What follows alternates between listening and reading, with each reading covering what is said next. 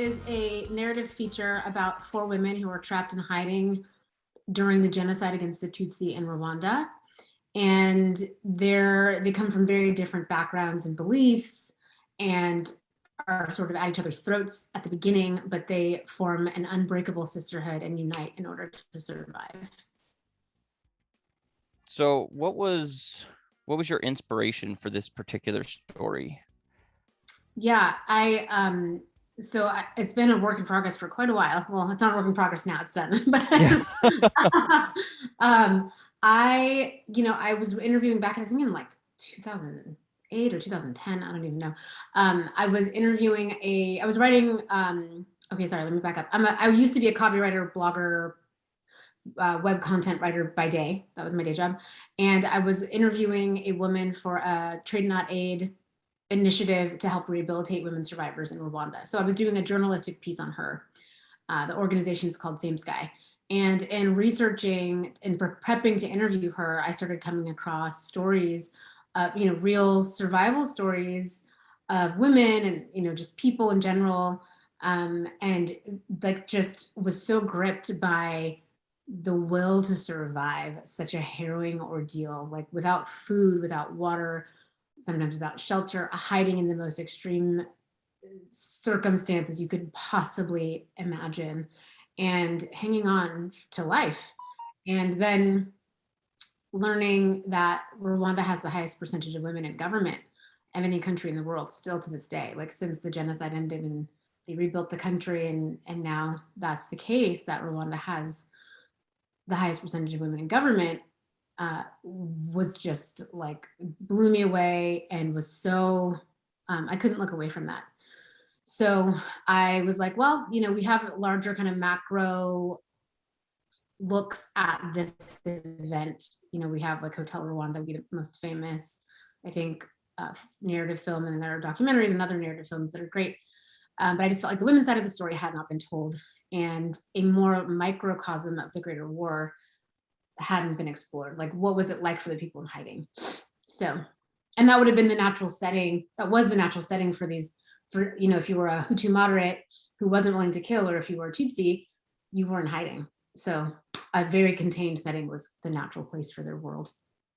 Yeah, speaking of naturally contained settings, one of the things that kind of that I really liked was early on, like you said, the women, they're at each other's throats, and because it's so contained, each woman's story is explored more deeply than it would be if you're looking at a more wide look at the genocide. I don't know if it was intentional. And I asked Thomas about this after we both watched it. I said, did you notice the room seemed to get smaller, like the walls were closing in? And was that something that you would plan to do, or is it just kind of something that came up? No, it's interesting that you interpreted it that way. It was absolutely intentional. So it's funny, again, that you interpret it that way. The intention was that, the camera started off with these wider shots. So definitely you picked up on that, on the visual language of the film. The camera started off these wider singles, actually, of each woman we see, and there are some two shots, when it's like in the beginning when she's covering her mouth or whatever, that's kind of unavoidable. But generally, I was keeping the women isolated and keeping us at a distance, keeping the audience at a distance from the women to reflect visually the isolation and the emotional distance that they felt from each other.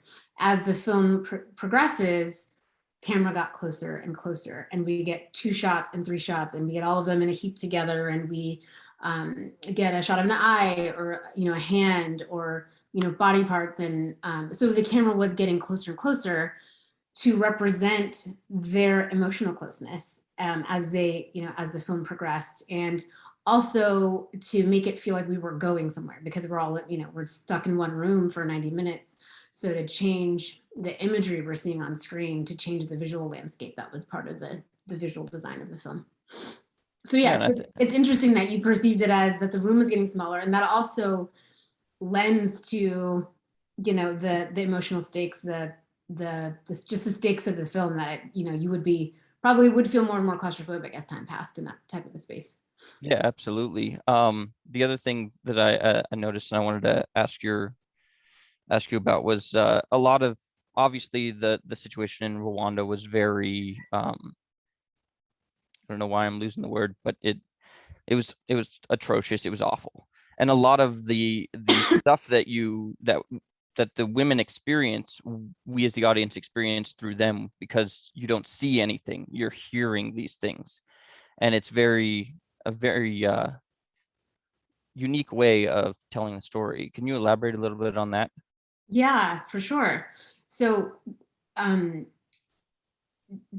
first of all, part of that was because I knew I was going to shoot it on a micro budget.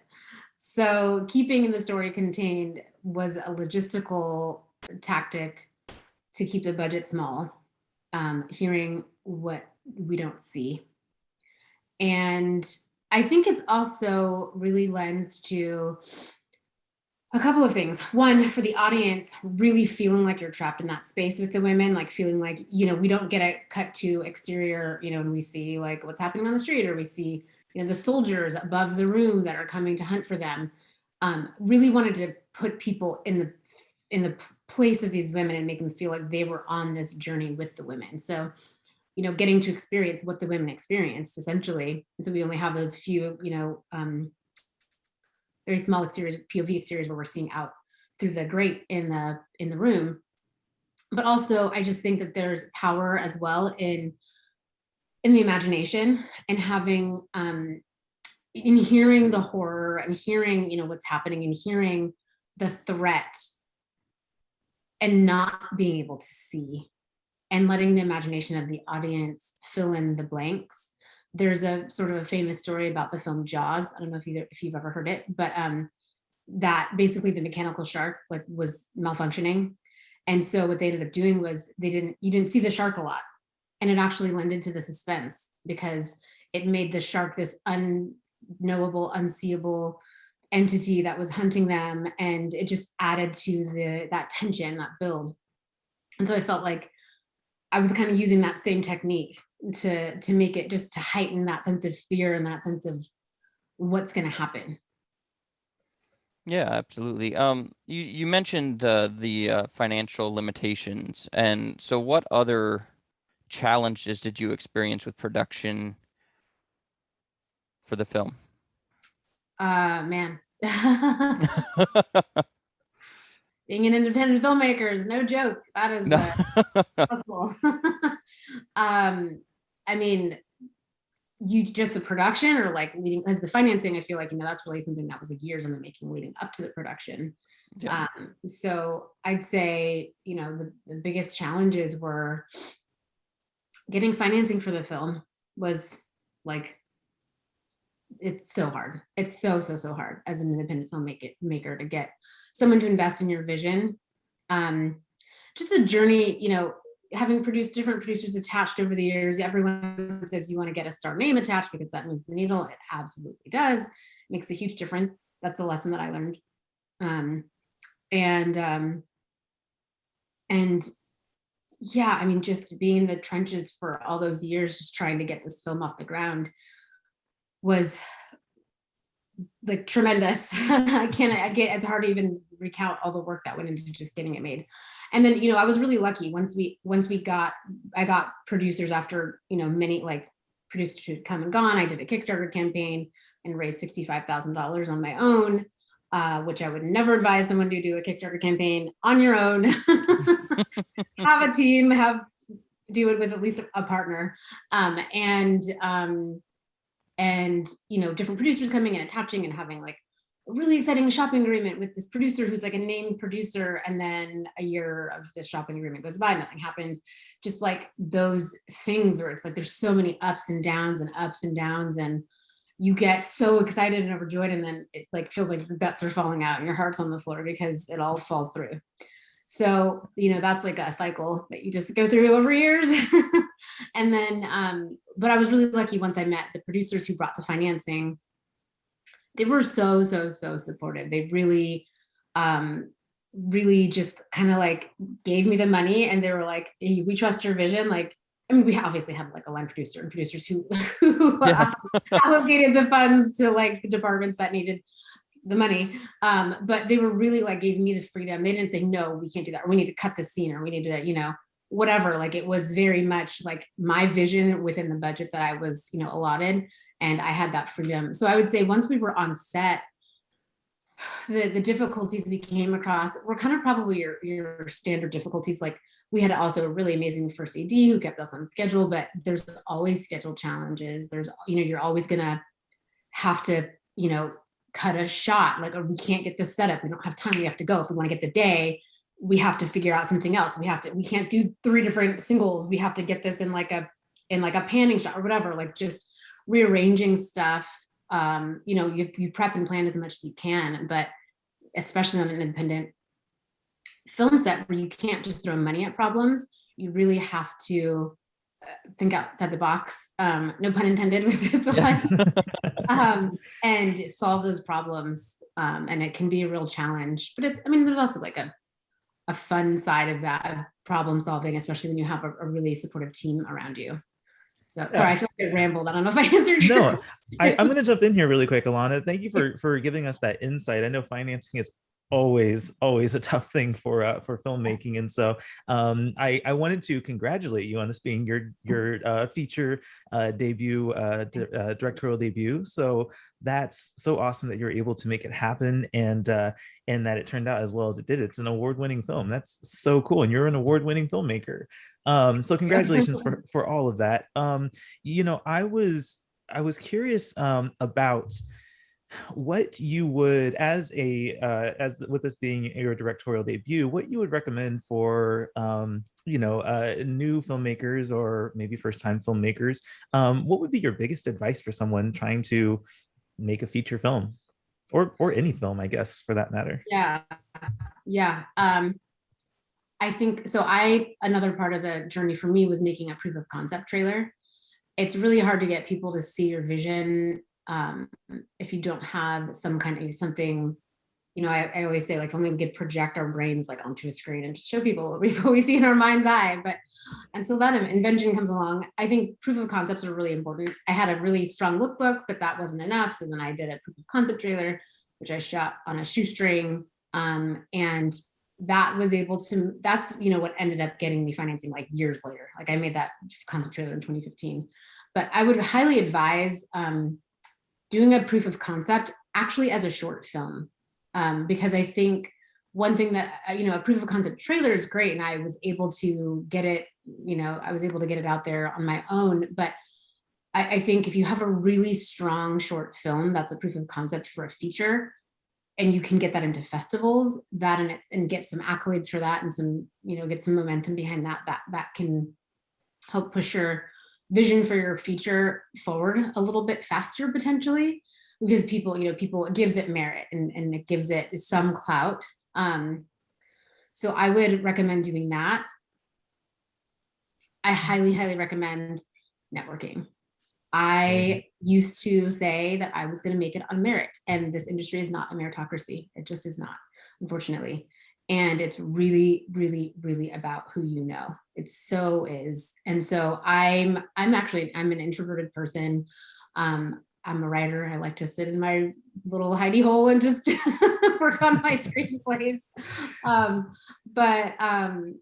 Yeah, and I was like, I'm not going to do all that, like go and schmooze and like, whatever. And, but it's absolutely necessary. 1,000%. Like, go find, forums online, join Instagram, social media, like, reach out to people, like find mentorship, find connections, go to events, networking, and keep in touch with people, not just as like a, hey, what can you do for me? But just build genuine relationships with people. Like, you click with someone, if you get a meeting or you get a producer's phone number, someone who's like legit, because there's also a lot of BS out there, building a genuine relationship, that is what will take you further than anything else. Yeah, that's interesting, because so this leads me into one more question, and then I'll hand the reins back to Tim. First of all, it's really cool to hear that you were a writer, blogger, screenwriter. I mean, we're writers, and so it's cool to see like someone go from that into filmmaking. So that's very inspiring. But when it comes to the story of the film is very much about the struggle of these women, and it's really a good movie to show like the fortitude of women, and an important story of how they survived this really unfortunate situation. And we are dealing a lot with putting more of these stories in the public eye, more of these stories about women, more stories about strong women and minorities, and underrepresented stories in film. And so I'm interested, with this experience, what would you like to see from Hollywood or the industry to help continue promoting these kind of stories be made and get put into the public? Yeah, that's a great question. Um, it's so much of it is, like I had mentioned earlier, the casting.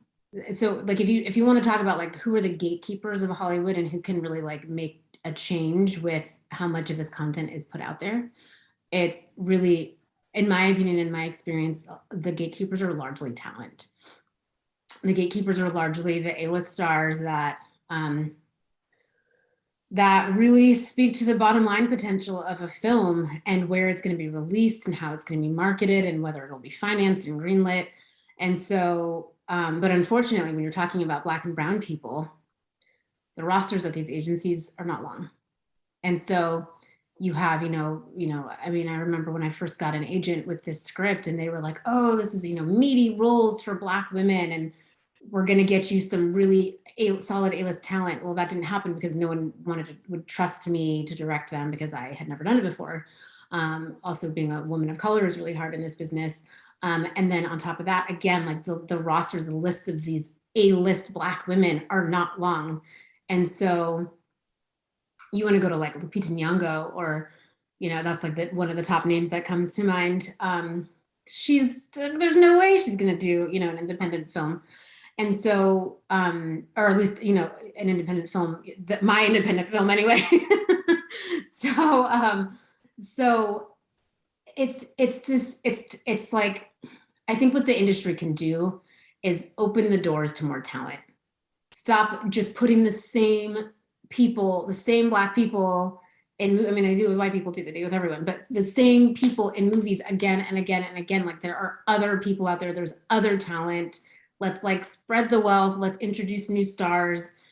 Y'all got the money to make some stars, just like put some money behind some people, put up some billboards. Like, so that's a real frustration. It's like there's not enough talent to go around, and it's unfortunate because then it has so many implications with the success of your film. That's a really great response. I completely see how that can really help open the door for more of these stories. It's just is having more representation in that from a talent perspective in the industry. So yeah, fantastic response. Okay, Tim, I'm done hijacking the interview. Well, it's actually a great segue to my next question, which was, how did you assemble this cast of women? Because I mean, we talk about A-list stars or whatever, but I thought the women in this film were phenomenal. So, I mean, they definitely have the ability to be those A-list stars like you were talking about. So could you maybe elaborate on that a little bit? Yeah, and there you go, case in point. Thank you for saying that. Like, these women are immensely, immensely talented. There's no reason that they shouldn't be stars, and I think they will be someday, personally. But yeah, the casting process was, cherry picking some of them. So Charmaine Bingwa, who plays Jeanette the nun, she's represented at my same agency at UTA, so we were able to get to her internally. She loved the script. Of course, we had everyone send in self-tapes. Everyone had to audition. But so she sent a self-tape, and she was just like the best Jeanette that we saw. We had other people read, but she was the best one. And similar thing with Ella Cannon, who plays Peyton. She was, we were like going on, me and the producers online, going through rosters at different agencies and management companies, and found Ella among other people and had them submit self-tapes, and she was Peyton in the flesh. Anik, played by Eliane Umuhire, who is Rwandese. I went to Rwanda in 2019 before shooting the film, and I connected with the film community there. And one of the person who spearheaded and really launched the film community there had like a list of the top talent in Rwanda. And so he connected me with those ladies, and they each sent in a self-tape, and Eliane just like was, again, like she was just Anik in the flesh. Like from her first tape, I just knew, like I cried watching her self-tape of her audition.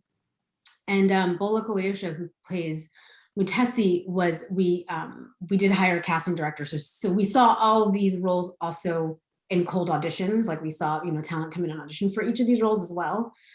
And Bola came in to audition for Mutesi, and she just blew us all away. So she was brought in by casting and blew us away. So that's how we got her. Yeah, no, like I said, they were phenomenal. I really enjoyed each one of their performances. I guess you said that you had been to Rwanda in 2019 before shooting, so I guess I would be remiss if I didn't ask if COVID had any restrictions on getting this film out.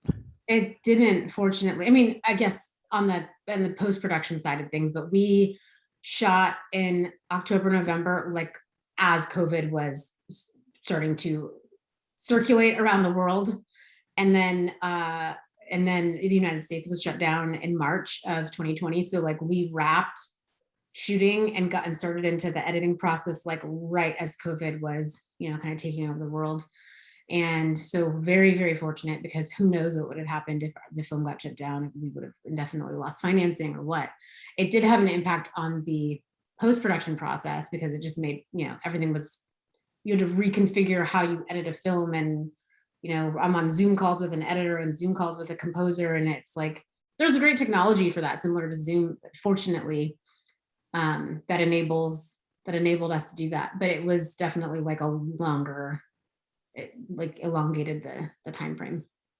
Yeah, absolutely. And I mean, film festivals, they also were canceled. So that's another area. Huge bummer. Oh, that's been such a bummer. And when we went at Phoenix Film Festival, that was really cool because it was in person, and it was the first time I've ever seen the film in a theater. I'd never seen it in a theater before. I'd only seen it, on my TV or like on my laptop, and I'd never heard that, that big sound. And so that was really amazing. And also just like the camaraderie of, I feel like when you go to a film festival, it's like, I call it like, it's like summer camp. It's like film camp. Like we all just nerd out and talk about story, and like, it's so great. So it was really cool to get to connect with other filmmakers. Yeah. Do you have a distributor set up for Trees of Peace? We are in talks with a distributor, very close to closing. We're still waiting to hear back from a couple others. And, but yeah, we're pretty close to locking in a deal, and it's looking like the film will be out early 2022. Is that right? Yeah, I'm like, it's 2021. Yeah, early first quarter next year, it should be out. That's awesome. Yeah, very exciting. I can't wait to get it. Yeah, it should be a limited theater release, and we'll be on like transactional VOD, like iTunes and Amazon Prime and all those, Apple TV, and then we'll be on one of the streamers. So yeah, exciting. Okay. Last question. Do you have anything else in the works? I know this one took a long time. Do you have anything coming out soon? Oh, nothing coming out. It's just such a long process. I mean, maybe something will be coming out in like a few years. Yeah. By the time it gets shot and done and financed and everything. But yes, I have a few projects in the works. My next film project is a script that was actually on the blacklist in 2018. I don't know if you guys are familiar with the blacklist, but it's Hollywood's like list of the top 75 to 100 unproduced screenplays of that year. It's voted on by like industry executives and producers, or whatever. And so so it's called, it was called The 29th Accident. The title is changing, and but that's where you'd find it online. And it's a love story. It's like a magical realism love story, and I will be directing that next. So I have that in the works, trying to get that set up out to some talent right now. And yeah, so fingers crossed it goes a little faster this time than last time. Very cool. Yeah, well, I Yeah, think we're ready to wind this down. We really appreciate your time, Alana. This was a really great sure. conversation. I enjoyed just kind of being a listener. This is so cool. Thank you for taking this time out, and once again, congratulations on this directorial feature debut. We're both obviously hoping for the best and wishing for the best for the future of this film, and for the future of your career. I really hope that we get to have this conversation again about this next film you're talking about at some point. So, yeah, Thank you. of course. And for everyone out there watching, until next time, keep it real.